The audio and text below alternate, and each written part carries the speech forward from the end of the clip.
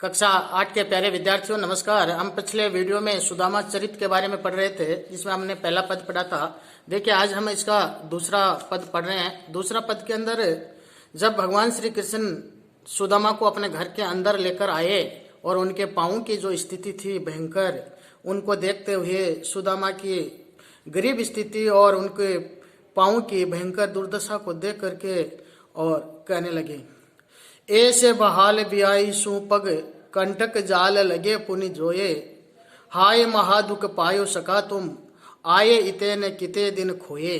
सुदामा की पाँव की भयंकर दुर्दशा स्थिति को देख करके श्री कृष्ण कहते हैं सुदामा से, हे प्रिय सखा, ऐसे बेहाल बिवायन सो, देखो इतने बेहाल हो गए, कितनी बुरी दशा हो गई। बिवायन सु, बिवायन कहते हैं पाँव में जो घाव हो जाते हैं या कट लग जाते हैं जो चलने से या सर्दियों के कारण।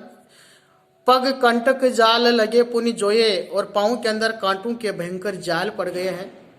हे सखा, तुम कितने दुख सहन करके आए हो। हाय महादुख पायो सखा तुम, हे मित्र तुमने कितने दुख सहन किए। आये इते तक कितने दिन सहे, तुम इतने दिन क्यों नहीं आए, कितने दिन तुमने ये दुख सहन किया। हे मित्र, हे सखा, तुम इतने दिन तक क्यों नहीं आए। आगे श्री कृष्ण कहते हैं, देख सुदामा की दीन दशा करुणा करके करुणा निधि रोए। सुदामा की गरीब स्थिति देख करके श्री कृष्ण है करुणा करके और करुणा के सागर दयालु भगवान श्री कृष्ण रोने लगे और पानी परात को हाथ छुओ नहीं, और जो पानी लेकर आए थे परात में उनके पांव धोने के लिए उनको अपने हाथों से छुआ तक नहीं। नैनन के जल सुपग धोए, और अपने आंखों से जो आंसू गिर रहे थे उन्हीं से उन्होंने सुदामा के पांव धो दिए। तो देखिए यहाँ पर एक बड़ी अतिशयोक्ति की बात हो गई है। पानी परात को हाथ छुओ नहीं, नैनन के जल सुपग धोए, कि पानी परात के पानी को उन्होंने बिल्कुल छुआ नहीं और आंखों के आंसुओं से उन्होंने पांव धो दिया। यानी कहने का अर्थ है कि इतने अधिक आंसू उनकी आंखों में आए जिनके कारण सुदामा के पांव भीग गए। इसलिए यहाँ पर कवि नरोत्तम दास ने कहा है, उनकी गरीब स्थिति या दुखी अवस्था का वर्णन करते हुए सुदामा के श्री कृष्ण के माध्यम से यहाँ पर व्यक्त किया गया। फिर देखिए सुदामा ने जब अपने साथ जो भेंट स्वरूप कुछ चावल लाए थे, वो चावल जब उन्होंने श्री कृष्ण को नहीं दिए, सकुचाने लगे कि अब ये इतने से चावल और द्वारका के इस राजा को इतने बड़े मेरे इस राजा को मैं अपने इतनी से ये चावल, एक मुट्ठी चावल कैसे दूं। लेकिन भगवान तो भगवान होते हैं, वो तो इस बात को समझ गए थे। तो उन्होंने कहा, कछु भाभी हमको दियो सो तुम काहे न देत, कि भाभी ने मेरे लिए कुछ दिया था, सो यानी वह तुम काहे न देत, वह हमें क्यों नहीं देते हो। चापी पोटरी काक में रहे कहो कई हेतु, तुम इस पोटली को अपनी काक में क्यों छुपा रखी है, अब क्यों बार बार इसको छुपा रहे हो। ये पोटली जिसमें आपने कुछ लेकर आए हो, भाभी ने मेरे लिए जो उपहार भेजा है, कुछ गिफ्ट भेजा है, ये आप मुझे क्यों नहीं देते हो। इस तरह से उन्होंने संकुचाते हुए सुदामा की काक में दबी हुई चावल की एक मुट्ठी भर चावल की पोटली बाहर निकलवा ली। फिर देखिए वो बचपन की बातें याद करते हुए सुदामा से कहते हैं कि लगता है तुम इन चावल को भी वैसे छुपा कर रखना चाहते हो जिस तरह से तुम्हारी जो बचपन की आदत है शायद अभी तक गई नहीं। आगे चना गुरु मात दये ते लये तुम चा भी हमें नहीं दीने। आगे यानी बचपन में भी जब हम गुरु आश्रम में पढ़ते थे, गुरु माता खाने के लिए चने देती थी, तो वह चने भी तुमने मुझे नहीं दिए थे, वो चने भी तुम अकेले ही चबा गए थे, मेरे हिस्से के चने भी तुम खा गए थे। श्याम कयो मुस्काई सुदामा सो, श्री कृष्ण ने मुस्कुरा करके बड़ी मुस्कान के साथ सुदामा से कहा, चोरी की बाने में जय हो प्रवीणो, चुरा कर खाने की जिस आदत में तुम अभी भी इतने प्रवीण हो, यानी इतने चतुर हो कि मेरे लिए भाभी ने जो कुछ भेजा है उसको अभी भी दबा के रखा है, छुपा कर खाने की कोशिश कर रहे हो।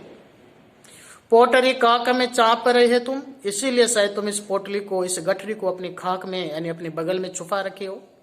खोलत का ये सुदारस बिने, इनको खोलते क्यों नहीं हो, अरे इनमें तो भाभी के हाथ का प्रेम का रस भरा हुआ है, इसलिए जो भी तुम लाए हो मुझे खिलाओ। पाचले बाने अजो न तजो तुम, पिछली आदत को तुमने अभी तक नहीं छोड़ा। तैसे ही भाभी के तंदुल किने, इसीलिए तुम इन चावल को, वैसे इन चावलों को तुम दबा के रख लो। पेछली बान यानी बचपन की जो आदतें थी, गुरु माता ने जो चावल वगैरह खाने के लिए चने वगैरह दिए थे, उनको भी तुम छुपा कर खा गए थे मेरे हिस्से के। और आज भाभी ने जब मेरे लिए चावल भेजे हैं तो उनको भी तुम छुपा कर खा जाने चाहते हो। इस तरह से हंसी मजाक ठिठोली करके श्री कृष्ण ने सुदामा के दुखों को दूर करने की कोशिश की और उसके चेहरे पर मुस्कान लाने की कोशिश की। अब इसके तरह देखिए आगे कवि नरोत्तम दास कहते हैं, वह पुलकनी वह ऊठनी मिली वह आदर की बात, वह पटवनी गोपाल की कछु ने जानी जात। कि देखिए भगवान तो भगवान होते हैं, किस तरह से एक बड़े राजा होकर के भी उनको बिल्कुल अपने राजत्व पर, अपने राजा होने पर कोई घमंड नहीं था। अपने गरीब मित्र को देख करके सकुचित नहीं, बिल्कुल नहीं घबराए। वह पुलकिनी सुदामा को देख करके वो पुलकित हो उठे, प्रसन्न हो उठे, वह उठी मिली और उठ करके जाकर के उनसे मिलने लगे। वह आदर की बात, और अपने मित्र को उतना ही आदर दिया जितना हम बराबर वाले को देते हैं। वहां पर उनके मन में बिल्कुल भी ये नहीं आया कि सुदामा इतना गरीब है, इतना छोटा है, एक गांव में रहने वाला साधारण से भी कमजोर स्थिति का व्यक्ति है और मैं इतना बड़ा राजा हूं। देखिए आज की स्थिति में क्या होता है, लोग बड़े पदों पर जाने के बाद अपने छोटे और अपने से कमजोर लोगों की आवभगत करने में सकुचाने लगते हैं। वह पटवनी गोपाल की कछु ने जानी जात, वो इस तरह से बात करना, इस तरह का व्यवहार करने का श्री कृष्ण का, उसके बारे में कुछ जाना नहीं जा सकता।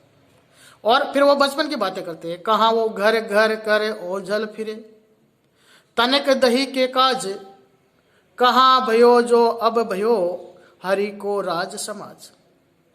कहाँ तो एक वो दिन थे जब वो घर घर दोनों दोस्त दही के लिए छुपके छुपके फिरते थे। सुदामा ने उनको देख करके देखा, कहाँ तो एक वो बचपन के दिन थे जब हम दही के लिए घरों में छुपके फिरते थे, और कहाँ आज इतना बड़ा ये राजा बन गया। आज देखो इसने कितने ठाट बाट हो गए। हो आवत ना ही हो तो वहीं पटे ठेली, अब कहिए सुमजाई के बहुधन धरो छकोली। अब जब वो वहां से रवाना होने लगे तो मन में सोचने लगे कि अब मैं अब जा रहा हूं, इससे तो अच्छा होता था, क्योंकि सुदामा जब घर से वहां से श्री कृष्ण से वापस रवाना हुए तो उनको श्री कृष्ण ने कुछ भी नहीं दिया, कुछ भी नहीं दिया। तो सुदामा के मन के अंदर इस बात को लेकर के बड़ा दुख होने लगा और सोचने लगा, इससे तो अच्छा था मैं यहाँ आता ही नहीं, ताकि यहाँ से मुझे इस तरह से दुखी होकर नहीं जाना पड़ता। लेकिन देखिए कवि कहता है, उधर उसके गांव के अंदर, उसके घर के अंदर श्री कृष्ण ने वे सोई राज समाज बने, गज बाजी घने सब मन सभ्रम छायो, के धो पुर्यो कहू मार्ग भूली, की फेरी के में अब तुआर का आयो। जैसे ही सुदामा अपने गांव में पहुंचते हैं तो वहां की स्थिति देख करके उनके मन में भ्रम पैदा हो जाता है। अगले 2 पद हम अगले वीडियो में पढ़ेंगे, क्योंकि इसके अंदर आपका ये ज्यादा हो रहा है, इसलिए अगले वीडियो में हम लास्ट के 2 पद पढ़ेंगे। आज आपको इन 2 पदों की जो पढ़ा है इसका भावार्थ कॉपी में लिखना है। इसके साथ साथ कम से कम 10 विलोम शब्द आपको अपनी कॉपी में लिखना है। आज के लिए इतना ही, नमस्कार।